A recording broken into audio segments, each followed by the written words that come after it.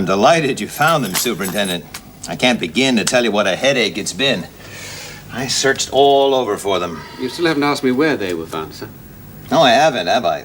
Where were they found? In Market Cross. Market Cross? Yes, in the wood adjoining Stafford's place. A gardener called Archie Wright came across them. Stafford's place? But surely isn't that where yes, the girl... It's where Rita Black was found. How in God's name did my keys come to... I don't believe this. Oh, it's true, sir. Have you ever visited Stafford's place? No, never. Well, I've driven by there, of course, but... Oh, wait a minute. Yes, I have. I called him there about a year ago with Dr. Tucker. Yes, we just finished a round of golf, and he was giving me a lift.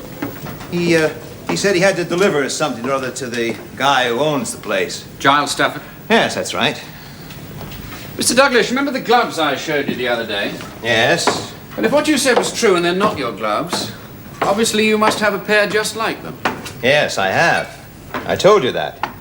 They were stolen with the overcoat, and they're still missing. Where did you buy your gloves from, sir?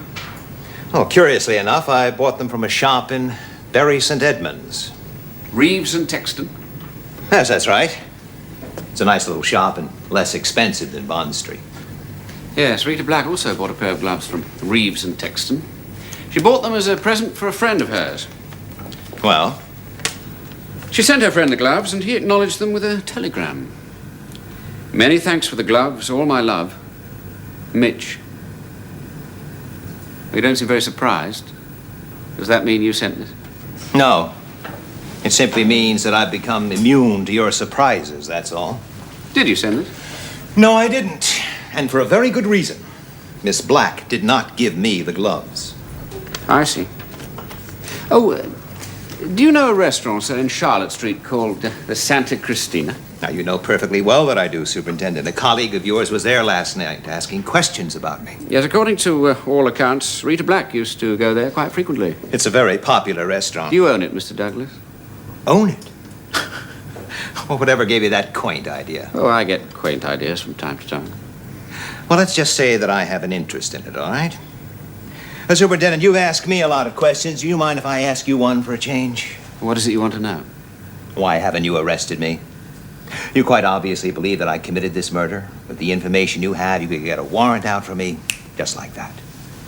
12 months ago, I took a warrant out for someone just like that, and I made a mistake. I don't want to make another one, if I can possibly help it. That answer your question? Yes, it does. I'll say good night, sir. Oh, I take it you haven't found that girl yet? The one that you saw coming out of the cinema, Geraldine Newton, I think you said her name was? No, I'm afraid I haven't. I should certainly try to find her, sir, if I were you.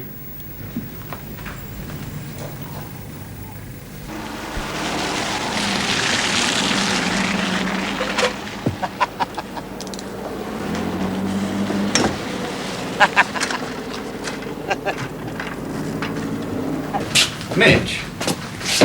Is that what you call him? That's what his friends call him. Whether his family call him Mitch or not, I wouldn't know. We called him that at Cambridge. Is he a close friend of yours? Well, I wouldn't say close exactly. He's a man I like and admire. Oh, now, why do you admire him? Because he's successful. Well, partly. Oh, thank you. Also, because he was a slow starter. I'm afraid I got rather of a soft spot for slow starters. I was one myself, you see. I'm not sure I understand you. Well, it's no secret. Mitch didn't do very well at Cambridge, and I don't think he exactly set the Hudson River alight when he joined his father's business, either. Yes, what was his father's business? Oh, well, I'm not sure. Something to do with engineering, I think.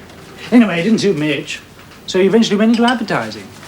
Now he runs two of the largest advertising agencies in Europe, apparently. That's quite apart from his American interests. How much time does he actually spend over here? Well, he lives here permanently.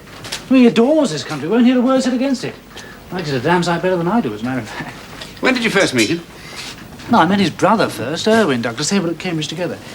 Look, why are you interested in Scott Douglas? Well, Excuse me. Sorry. Thank you. confidentially, we think he may have something to do with the murder that we're investigating.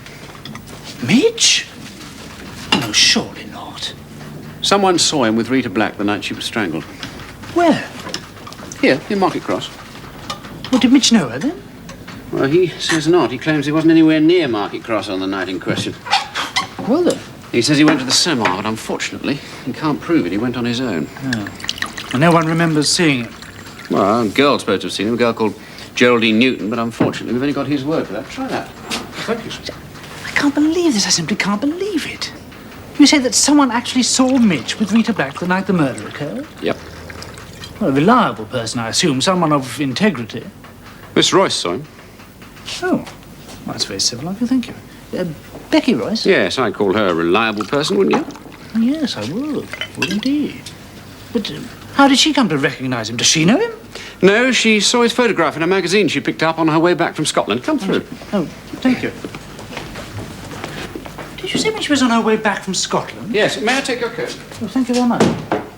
When was Miss Royce in Scotland? She flew there the morning after the murder. No, I'm sorry, Superintendent. I don't quite follow this. Why don't you follow, don't you? Oh, thank you very much.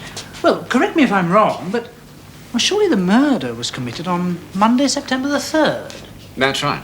And that's the day that Miss Royce said she saw Mitch with Rita Black. Yes. And you say that she said she flew to Scotland on the morning of Tuesday, September the 4th. That is right. Yes, well, I'm sorry, Superintendent. I find that rather difficult to believe. Well, I saw Miss Royce in London on Tuesday afternoon. Tuesday afternoon? No, I think you must have been mistaken. I assure you, sir, I was not. I saw her most distinctly. It was in Piccadilly Circus. She was getting into a taxi. Did she see you? No. You're sure it was Miss Royce? Positive. And you're sure of the day? Absolutely. It was 3:30 in the afternoon. Miss Royce was not in Scotland on Tuesday, September the 4th. I can assure you of that. Elaine, what are you doing here? I'm sorry to disturb you, sir, but I was passing the apartment and I thought I'd come and tell you that I owe you an apology. Well, come along in. I'm afraid I can't offer you a drink. I'm due at the Savoy at 9 o'clock and I'm a little late. Well, what's all this about? Do you remember asking me about a girl called Geraldine Newton? Yes, I remember. What about her? And I said she was in Brussels working for the EC. Well, I'm afraid I made a mistake. She left that job at the beginning of the year. Oh, where is she now? She's in London working for one of the television companies. In London? Are you sure? Yes, I bumped into her about an hour ago. She's going to telephone you first thing in the morning. Oh, nice work. Oh, good girl, Elaine. You know, I think we can have that drink after all.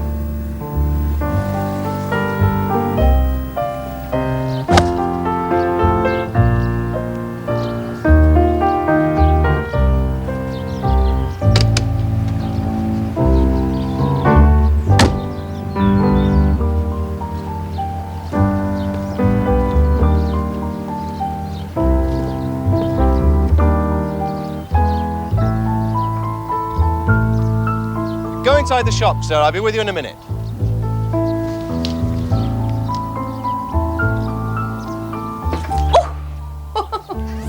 Oh, I'm sorry, Superintendent. Good morning, Miss Royce. I didn't realize you were a golfer. I'm not, and judging by the price of these things, I'm not likely to become one. My nephew is 21 on Saturday, and the little devil has conned me into buying him a set of clubs. I thought 30 quid would cover it. Not today, I'm afraid. Well, I can't waste any more time. I'm going to leave it to Freddie. Thank you. I'm glad I bumped into you, Miss Royce. I tried to get you earlier this morning at your office. They told me you were out. When we met before, you told me you'd just come back from Scotland. Yes? I wonder if you'd be kind enough to refresh my memory on one or two points. Certainly, if it needs refreshing. Thank you. You drove up to London on a Monday night. Monday, September the 3rd. And it was then, just as you were leaving Market Cross at about 8 o'clock, you saw Rita Black standing on the corner of Melton Avenue talking to the man that you later identified. Yes, that's right. You then spent the night in London, flew to Scotland the next morning. No, that's not right. That's what you told me. I'm sorry, but it isn't. I said I traveled to Scotland. I went by train. I loathe flying. I die 1,000 times every time I drive past London Airport. Oh, I see. Excuse me. Sorry. You went by train. Yes. To Glasgow? No, to Edinburgh. What time did the train leave? Really, Superintendent, I can't remember what time the train left. 9:15 in the morning? The morning of Tuesday, September the 4th. Hmm? Yes.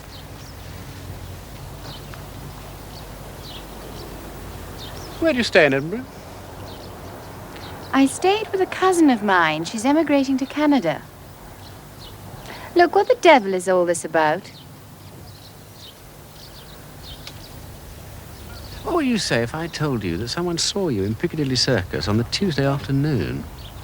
Tuesday, September the 4th. I'd say your friend needed glasses. Or was round the bend. Probably both. Freddie, I'm going to leave this to you, but don't sting me, will you? If you can lay your hands on a second-hand set, that would probably do the trick. I'll see what I can do. How tall's your nephew? Well, he's on the short side, but he's got big ideas. Otherwise, he wouldn't be trying to take his aunt for a ride, would he? Bye. Bye. Bye, Superintendent. Bye. It's always the same. If they're loaded, they want it cheap. Sorry to keep you waiting. Got your message. What does he want to see me about?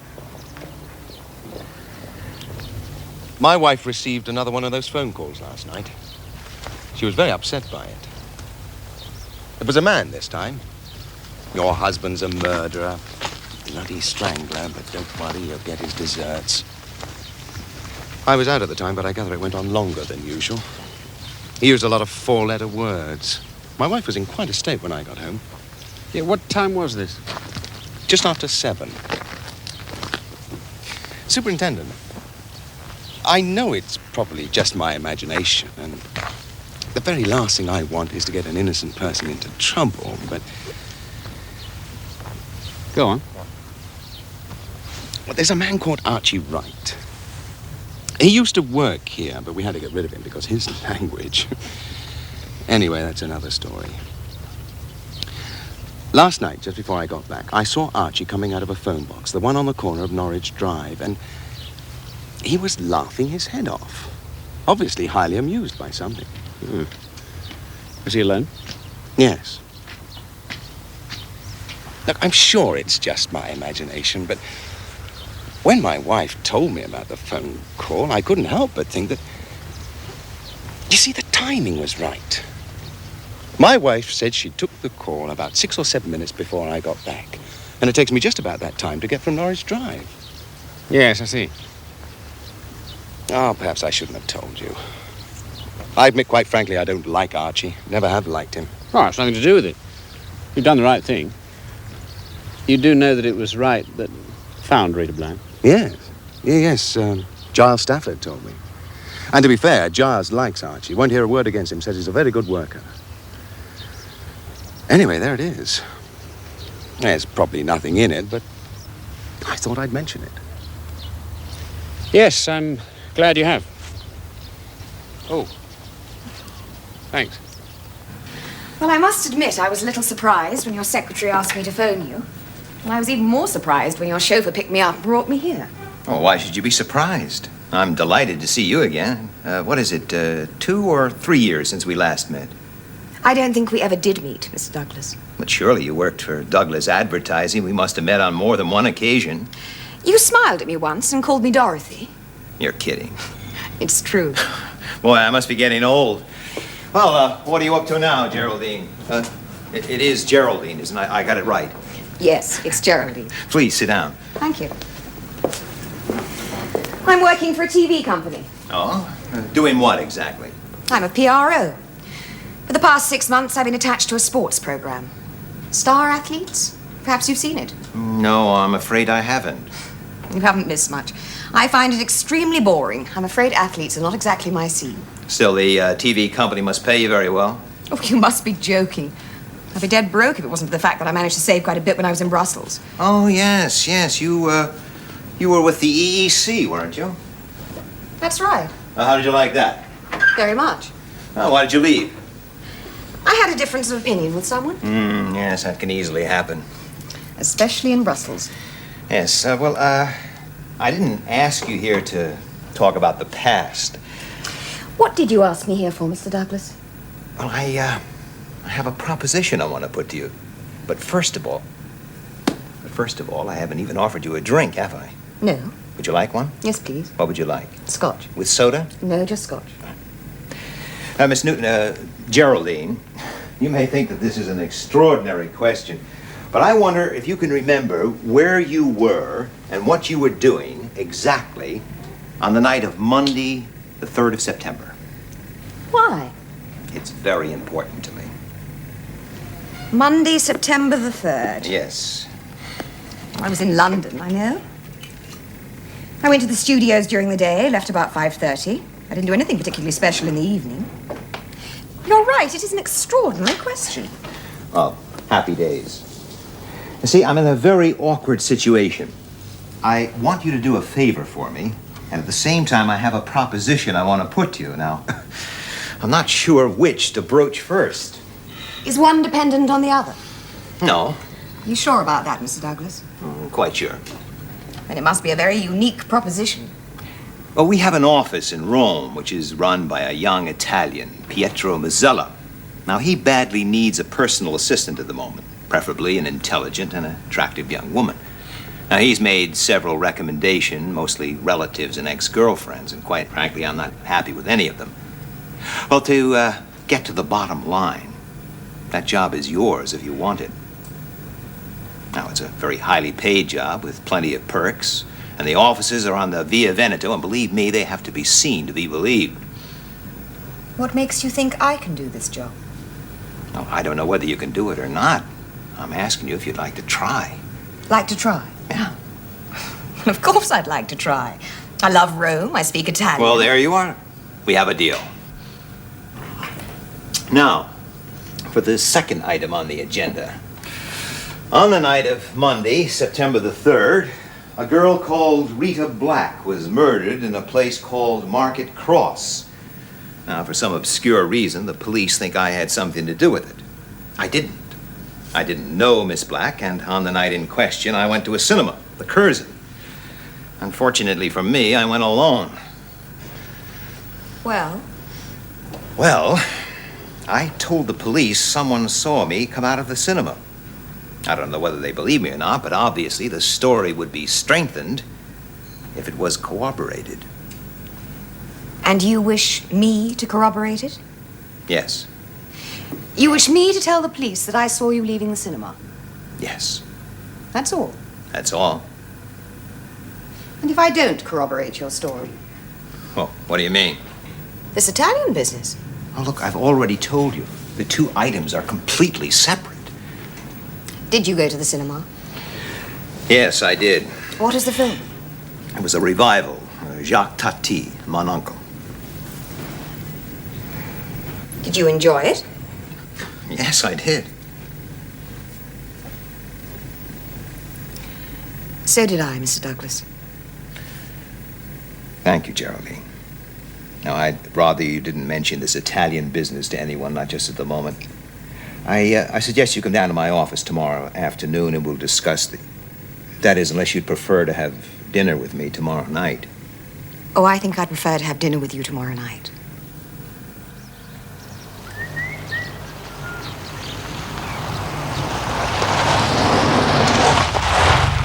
Mr. Wright?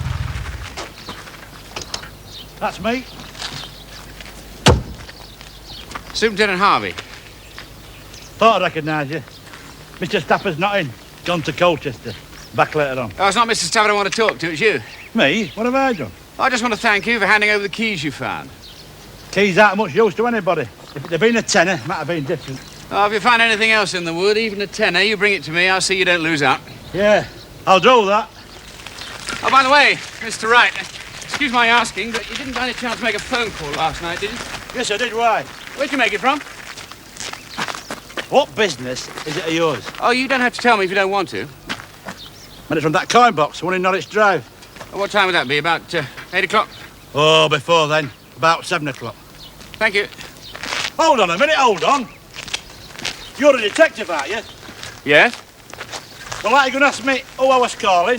Not if you don't want to tell me. I don't mind telling you. No reason why I shouldn't. I was ringing my daughter. She's married, lives in Manchester. You speak to her? Of course I spoke to her.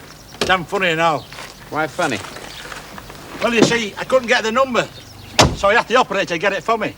And she never said put any money in. And I like good nat at all for no. Thank you, Mr. Wright.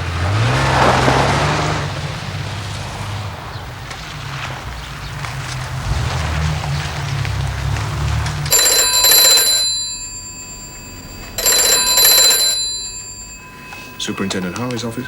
This is Scott Douglas. Is the superintendent there, please? Scott Douglas, sir. One moment, please. Superintendent Harley. Good morning. Oh, good morning, Mr. Douglas. I'm sorry I missed you last night. What can I do for you? I thought you'd like to know that my office located Geraldine Newton, and she contacted me yesterday afternoon. And you know what the first thing she said to me was? She asked you how you liked the film. How did you know that? You must be psychic. Yes, I must be. Have you got a... Address and phone number? Yes, I have it right here. The address is 14 Ryland Gardens, 14 Ryland Garden. Chelsea, SW3. SW3. And the phone number is 352-1193. 352-1193. Have you got that? Yes, I got that. Thank you very much, Mr. Douglas. Bye.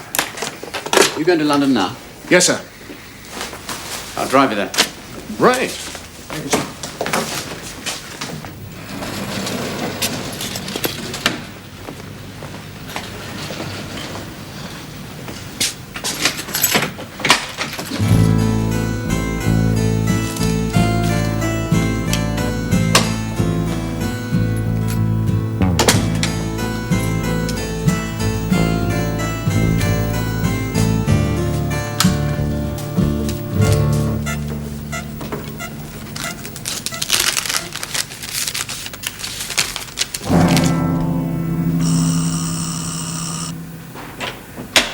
Oh, hi. Come on in. Hello. Sorry to keep you waiting. I was on the phone. And Leonard, my man, is away. Geraldine, I'm afraid I put myself behind the old 8-ball tonight. About half an hour ago, I realized that I had another appointment this evening. Oh, no. Yes, it's business, and I'm afraid I just can't get out of it. I see. But we can still have dinner together later, if you don't mind waiting for me. Okay. Well, I booked a table at Claridge's at 9:30. I could meet you there, or alternatively, you could wait here for me, and I could come back and pick you up.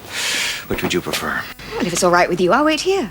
Fine. Well, help yourself to a drink. Make yourself at home. I don't think I'll be very long. See you later.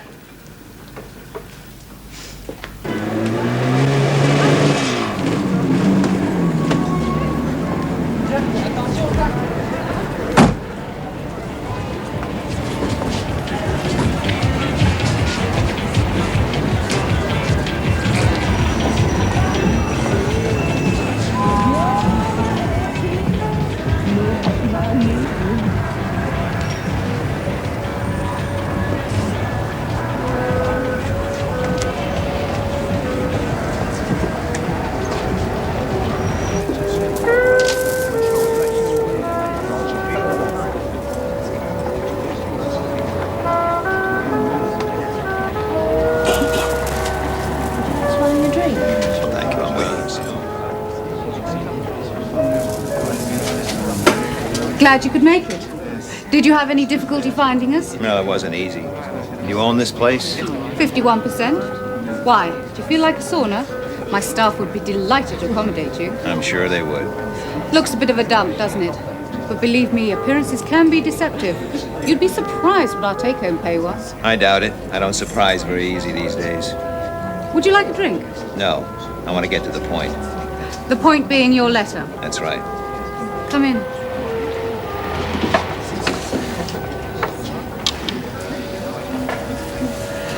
Well, I've seen my friend, had a long chat, and funnily enough, he's not sure whether he wants to do business with you.